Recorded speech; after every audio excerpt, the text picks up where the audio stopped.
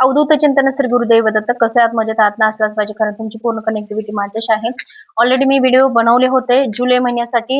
Energies पूर्ण मंथसाठी बनवली होती, पण ते चॅनलवरती डाउनलोड होतच नाहीयेत. 2-3 वेळा ट्राय केलं. जवळ मी हा जुलै महिना लागायच्या अगोदर 2 दिवस अगोदरपासूनच ट्राय करत होते, पण ते व्हिडिओ अपलोड होत नव्हते.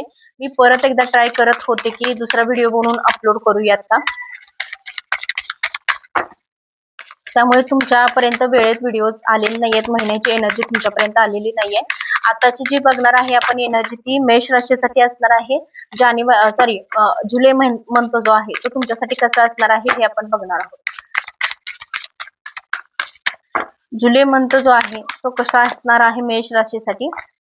मेष राशीसाठी जुलै महिना जो आहे, जुलै 2026, तो कसा असणार आहे हे आपण बघणार आहोत.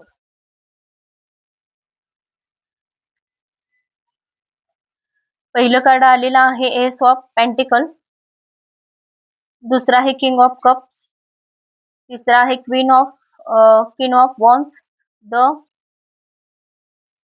द हर्मेट, 6 ऑफ पेंटिकल,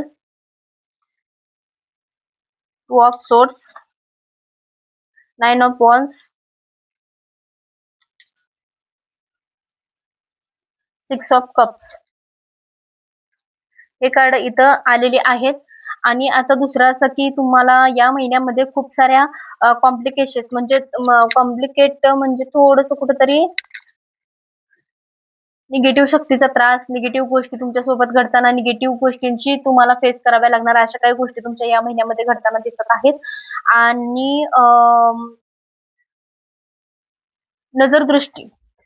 नजरदृष्टीचा परिणाम जास्त होताना दिसतोय. नजरदृष्टी तुमच्यावरती खूप तीव्रतेने होते आहे. करणी-धरणीची बाधा किंवा पास्ट मध्ये काही गोष्टी तुमच्यावरती झालेल्या असाव्यात, त्याचा सुद्धा कुठेतरी तुम्हाला आताही त्रास होतोय. काही गोष्टी कंप्लीट होत नसतील तुमच्या या महिन्यामध्ये, कंप्लीट होत नाही, याचा कुठेतरी पास तुम्हाला होईल किंवा जाणवेल. त्या काही गोष्टी तुमच्या कंप्लीट होत नाहीत. अशा काही गोष्टी आहेत ज्या तुम्हाला फील होतील की बाबा ह्या गोष्टी माझ्या कंप्लीट झालेल्या नाहीयेत. आणि मैत्री संदर्भात काही गोष्टी, तुमची मैत्री, रिलेशनशिप कुठेतरी असेल किंवा तुम्ही नवीन तुमच्या आयुष्यात एखादी व्यक्ती आली असेल. असं नाही की ते व्यक्ती तुमचे लव्ह रिलेशन थ्रू असावी.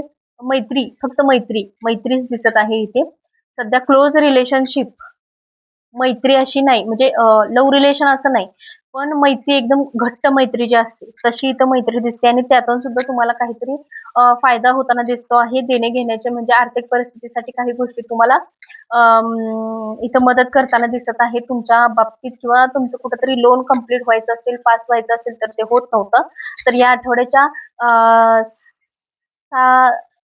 पहिला, दुसरा, 16 तारखेला होईल. किंवा या महिन्यात जर नाही झाला तर आठवड्याच्या 6व्या आठवड्या दिवशी तुमचं हे लोन कंप्लीट होताना दिसत आहे. आणि आठवड्याच्या दुसऱ्या आठवड्यामध्ये काही गोष्टी स्टक झालेल्या दिसतील किंवा थांबल्या आहेत, अशा काही गोष्टी तुम्हाला दिसतील. पाण्याच्या ठिकाणी जाणं तुम्हाला टाळायचं आहे. आधीच वातावरण व्यवस्थित नाहीये. इथं सुद्धा तुम्हाला मेष राशीसाठी सांगण्यात येत आहे की पाण्याच्या ठिकाणी, जिथं वाहतं पाणी आहे तिथं तुम्हाला कमी संपर्क ठेवायचा आहे आणि तिथं तुम्हाला जायचं नाहीये. आणि एखाद्या गोष्टीची तुम्ही वाट बघताय जे तुमच्या आयुष्यामध्ये सकारात्मक ऊर्जा घेऊन येत आहेत, किंवा एखाद्या वेळेची, चांगल्या वेळेची तुम्ही वाट बघताय, जे तुम्हाला एखादा निर्णय सांगणार आहे.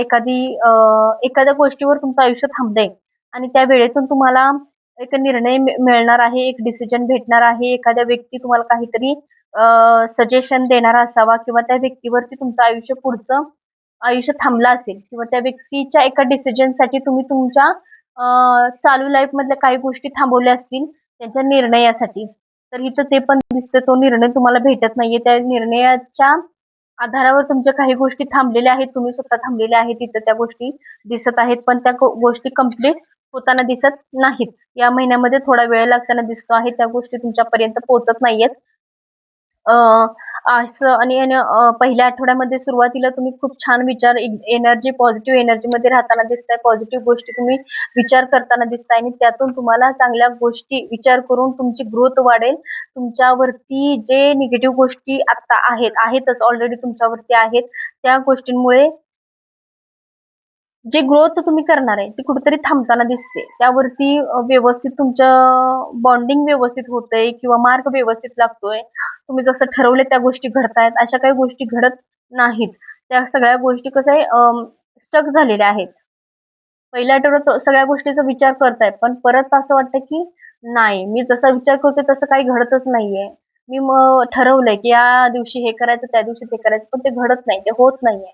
त्याला कुठेतरी एक पूर्णविराम लागतो. एक कुठेतरी ठेच लागते त्या गोष्टींना. त्या गोष्टी कंप्लीट होत नाहीत. ह्या सगळ्या गोष्टी घडत नाहीत, त्यामुळे तुम्ही कुठेतरी डिस्टर्ब पण आहे आणि हे का घडतंय याचा सुद्धा शोध तुम्ही घेताय.